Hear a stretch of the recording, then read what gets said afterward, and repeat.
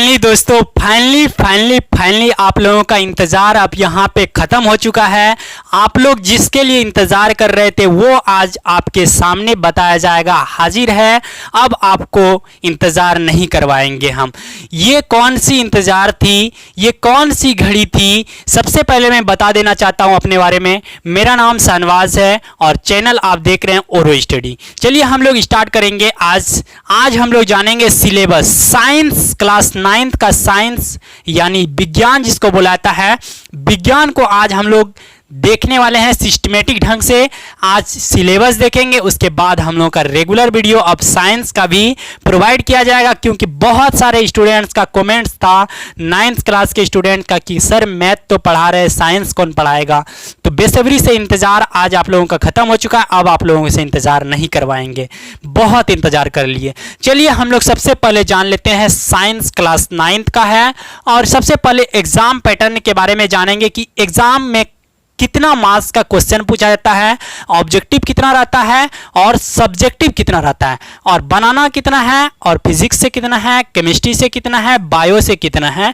Total चीज discuss करने वाले हैं। बस वीडियो के लास्ट तक बने रहिएगा और चैनल पे न्यू है तो क्या कीजिएगा, सब्सक्राइब कर दीजिएगा, और जो जुड़े हुए नया वो एक बार शेयर मार दीजिएगा। चलिए सबसे पहले आपके एग्जाम में साइंस में जो पूछा जाएगा 100 नंबर का क्वेश्चन पूछा जाएगा, 100 नंबर का क्वेश्चन पेपर रहेगा, और प्रैक्टिकल जो होगी 20 नंबर की इसमें प्रैक्टिकल होगी। आपकी प्रायोगिक परीक्षा 20 नंबर की होगी, ठीक। और रिटन एग्जाम यानी लिखने वाला एग्जाम 80 नंबर का ही होगा आपका साइंस में, 20 नंबर प्रैक्टिकल, ठीक। चलिए अब सेक्शन ए और सेक्शन बी में बटा रहेगा क्वेश्चन। सेक्शन ए की बात करें तो 48 ऑब्जेक्टिव आपका रहेगा। सेक्शन ए में आपका 48 ऑब्जेक्टिव रहेगा। कितना ऑब्जेक्टिव? 48 ऑब्जेक्टिव, जिनमें से 40 ऑब्जेक्टिव आपको जवाब देना है और जो 1 मार्क्स का रहेगा, 1 नंबर का रहेगा, यानी 40 गुना 1 40 हो जाएगा। 40 इधर हो गया। अब बचा कितना? 60 बचा, 60 सब्जेक्टिव रहेगा, ठीक। चलिए फिजिक्स से ऑब्जेक्टिव 15 पूछा जाएगा, केमिस्ट्री से 15 पूछा जाएगा और बायोलॉजी से 18 पूछा जाएगा, ठीक। कितना हो गया? 18 पूछा जाएगा। 15 15 18, ये चीज हो गया ऑब्जेक्टिव का। सेक्शन बी की बात करें तो फिजिक्स में आपका 8 क्वेश्चन शॉर्ट में पूछा जाएगा, जो कि आपको 4 क्वेश्चन लिखना होगा। 8 में 4 देख रहे हैं ना विनोद, 50% ही जवाब देना है आपको। आपके लिए बहुत ऑफर है, आप पढ़िए बस मन लगा के। 4 जवाब देना है जो कि 2 नंबर का रहेगा, ये एम मतलब मार्क्स, और 4 दूनी 8 हो जाएगा। शॉर्ट क्वेश्चन की बात हुई। जब लॉन्ग क्वेश्चन की बात करें तो 2 क्वेश्चन लॉन्ग क्वेश्चन में पूछा जाएगा, जो कि 1 जवाब देना है, 2 में 1, 6 नंबर का रहेगा। ये फिजिक्स की बात कर रहे हैं, भौतिकी जिसको बोला जाता है, ठीक, भौतिकी विज्ञान। तो ये हो गया 6, ये हो गया लॉन्ग क्वेश्चन, यानी यहाँ से आपका 14 नंबर्स का हो गया। अब केमिस्ट्री की बात करें, जब रसायन विज्ञान जिसको बोला जाता है, रसायन विज्ञान, यहाँ से आपका 8 नंबर का पूछा जाएगा शॉर्ट क्वेश्चन।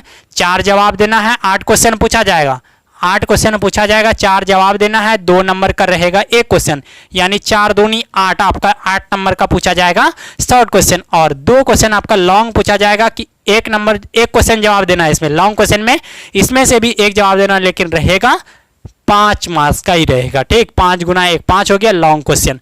अब बायोलॉजी की बात करें तो इसमें भी 8 क्वेश्चन आपका पूछा जाएगा, 4 जवाब देना है, 2 नंबर का रहेगा, 4 दूनी 8 हो गया।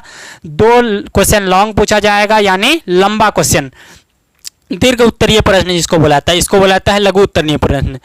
चलिए 1 क्वेश्चन जवाब देना है, 5 नंबर का रहेगा, ये हो गया 5। तो ये है आपका एग्जाम पैटर्न, जान लिया आप। अब चलते हैं हम लोग सिलेबस में, पढ़ना कौन कौन से चैप्टर्स हैं, फिजिक्स में, भौतिकी में, केमिस्ट्री में, रसायन में, बायोलॉजी में, जीव विज्ञान में, कौन कौन से चैप्टर पढ़ना उसको जानते हैं हम लोग। सिलेबस की अगर बात करें तो सबसे पहले केमिस्ट्री को देखेंगे। किसको? केमिस्ट्री, केमिस्ट्री यानी रसायन विज्ञान की चैप्टर देखेंगे। रसायन विज्ञान ये जो हम पढ़ेंगे एनसीईआरटी के हिसाब से पढ़ेंगे। किसके हिसाब से? एनसीईआरटी हिसाब से। पहला चैप्टर हम लोगों को पढ़ना है हमारे आसपास के पदार्थ, पदार्थ जो होता है हमारे आसपास उसको पढ़ना है, यानी उसके बारे में पढ़ना है। दूसरा चैप्टर आपका हो जाता है क्या हमारे आसपास के पदार्थ शुद्ध है या अशुद्ध है, उसके बारे में पढ़ना हम लोगों को दूसरा। और तीसरा है परमाणु और अणु, बहुत ज़्यादा इंपॉर्टेंट मॉलिक्यूलर और एटम, ये आपका साथ जिंदगी भर नहीं छोड़ेगा। अब जहां तक भी पढ़िएगा आपका ये पीछा नहीं छोड़ने वाला है, परमाणु और अणु। और चौथा नंबर है परमाणु की संरचना के बारे में हम लोग पढ़ेंगे, एटॉमिक स्ट्रक्चर। एटॉमिक स्ट्रक्चर ये भी आपका साथ नहीं छोड़ेगा, बहुत ज़्यादा इंपॉर्टेंट है ये दोनों चैप्टर, खास करके बहुत ज़्यादा इंपॉर्टेंट है। चलिए और आगे देखते हैं हम लोग पांचवा नंबर। पांचवा नंबर क्या है? जीवन की मौलिक इकाई। इसको मिटाते हैं, इसको मिटा देते हैं और पांचवा नंबर लिखते हैं। अब जीवन की मौलिक इकाई, जीवन की मौलिक इकाई। अब पांचवा नंबर, जीवन की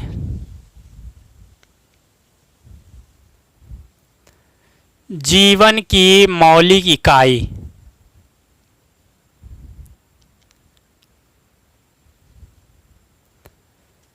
जीवन की मौलिक इकाई को देखेंगे, उसके बाद ऊतक को पढ़ेंगे जिसको टिश्यू बोला जाता है, ऊतक को पढ़ेंगे हम लोग।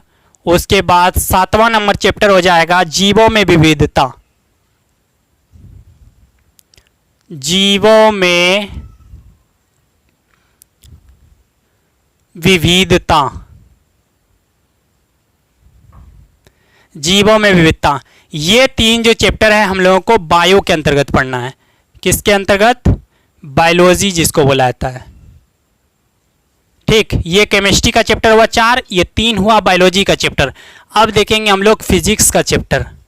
फिजिक्स का चैप्टर कौन कौन से है? पहला है गति, जिसको मोशन बोला जाता है, गति पढ़ना है।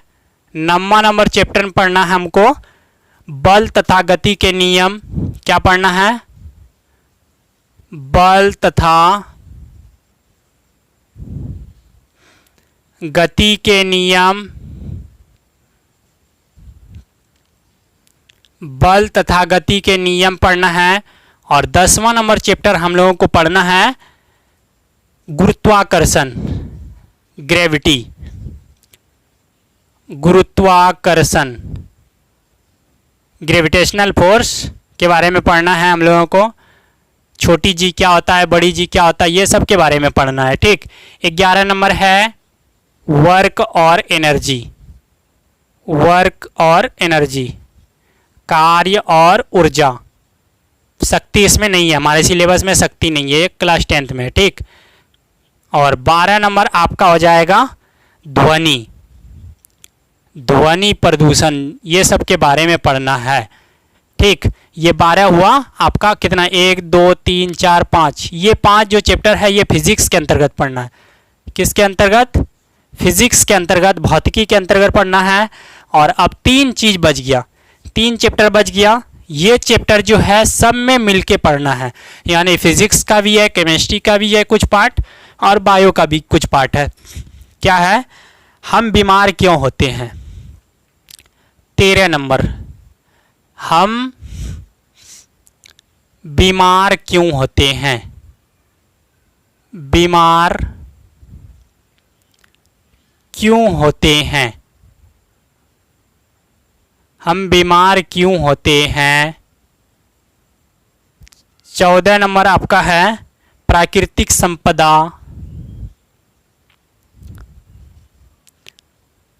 प्राकृतिक संपदा। और आपका 15 नंबर चैप्टर है 15 न खाद्य संसाधनों में सुधार, खाद्य संसाधनों में, खाद्य संसाधनों में सुधार, खाद्य संसाधनों में सुधार। ये 3 चैप्टर जो है ये आपका बायोलॉजी और केमिस्ट्री, बायोलॉजी और केमिस्ट्री तीनों से मिलकर ये चैप्टर बना हुआ है। एक बार देख लेते हैं। पहला चैप्टर हमारे आसपास के पदार्थ, दूसरा चैप्टर क्या हमारे आसपास के पदार्थ शुद्ध होते हैं, तीसरा परमाणु और अणु, फिर है परमाणु की संरचना, ये सब केमिस्ट्री यानी रसायन विज्ञान के अंतर्गत पढ़ना है। फिर अगला है आपका इधर जीवन की मौलिक इकाई, ऊतक और जीवों में विविधता बहुत ज़्यादा इंपॉर्टेंट है। 3 चैप्टर आपको बायोलॉजी के अंदर जीव विज्ञान के अंतर्गत पढ़ना है। और अगला है गति, बल एवं गति के नियम, फिर है गुरुत्वाकर्षण, कार्य और ऊर्जा, ये ध्वनि। ये 5 चैप्टर आपको भौतिकी के अंदर पढ़ना है, फिजिक्स के अंतर्गत। और 3 चैप्टर फिर हो जाता है हम बीमार क्यों होते हैं। हम जो बीमार होते हैं, इंजेक्शन लगाई जाती है मोटी मोटी, हम क्यों बीमार होते हैं, प्राकृतिक संपदा और खाद्य संसाधनों में सुधार।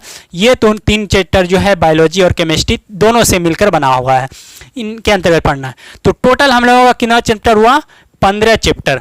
और हम लोगों के पास 1 साल का समय है, 15 चैप्टर फिनिश करना है। बहुत ही मुश्किल तो नहीं है, बहुत ही आसान है। हम कराएंगे आपका ये चैप्टर कवर। आपको बस बने रहना है और शेयर मारते रहना है, और जो नया जोड़ेंगे उसको चैनल सब्सक्राइब करके रखना है। चलिए अब हम लोग इसको स्टार्ट करेंगे बेहतरीन अंदाज में और बेहतरीन ढंग से। आपको बस पढ़ते जाना है। और हाँ फ्रेंड्स, हम लोग मैथ्स में पोलिनोमियल तक कवर कर रहे हैं। पोलिनोमियल भी 2-3 दिन में खत्म हो जाएगा शायद, और उसके बाद कोऑर्डिनेट ज्योमेट्री 3रा चैप्टर स्टार्ट होगा। आप उसको देखना ना भूलिएगा, आपके लिए बहुत ज़्यादा स्वास्थ्य के लिए लाभदायक है। जिस तरह आप श्वास लेना जरूरी है, उसी तरह आपका ये इम्पोर्टेंट है। चलिए फिर मिलते हैं। इसी तरह एनर्जी और बनाइए रखिएगा, तब हम लोग पढ़ने में मज़ा आएगा। और आप क्या कीजिएगा, मम्मी पापा का ख्याल रखिएगा, तब आपको पढ़ने में और भी इंटरेस्ट जगेगा। और ज़्यादा से ज़्यादा फ्रेंड सर्कल में इस वीडियो को शेयर करने का प्रयास कीजिएगा। चलिए फिर मिलते हैं अगले वीडियो में। एक बार आप स्क्रीनशॉट ले लीजिए इस हंसते हुए मुस्कुराते हुए बंदे के साथ लिए। Bye bye friends.